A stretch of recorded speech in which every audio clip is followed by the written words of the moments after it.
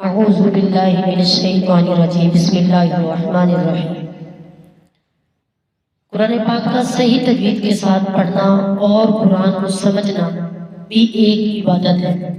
رب عز و جل قرآن مجید فرقان حمید میں ارشاد فرما رہا ہے، بسم اللہ الرحمن الرحیم، الذین آتینہم الکتاب یتلونہ حق تلاوتہ۔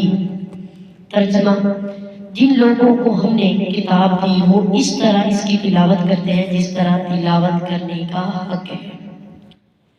ایک اور مقام پہ رب عز و جل نے ارشاد فرمایا، بسم اللہ الرحمن الرحیم، وَرَتِّلِ الْقُرْآنَ تَرْتِيلًا، اور قرآن کریم کو خوب ٹھہر ٹھہر کر ہر حرف کو ایک دوسرے سے جدا کر کے پڑھو۔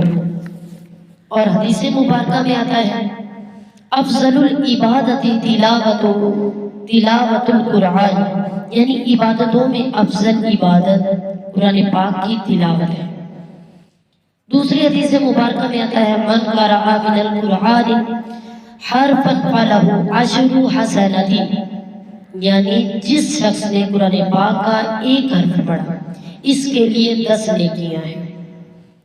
اور ایک اور حدیث میں، خیرکم من تعلم القرآن وعلمہ، آقا کریم صلی اللہ تعالیٰ علیہ وسلم نے ارشاد فرمایا، یعنی تم میں سے بہتر وہ شخص ہے جو قرآن پاک خود پڑھے اور دوسروں کو پڑھائے۔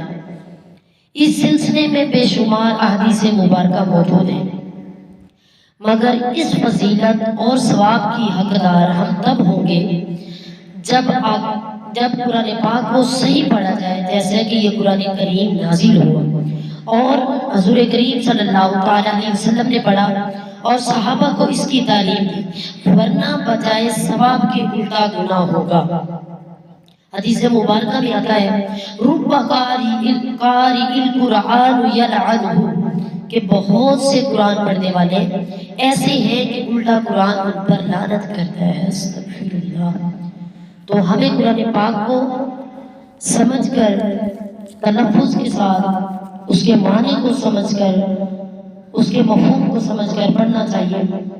تمام عبادتوں سے افضل عبادت ہے، اور پھر جو ہے اس کی فضیلت ایک ایک حرف پہ 10 نیکیوں کی ہمیں تب ہی ملے گی جب ہم اس کو سمجھ کر پڑھیں گے۔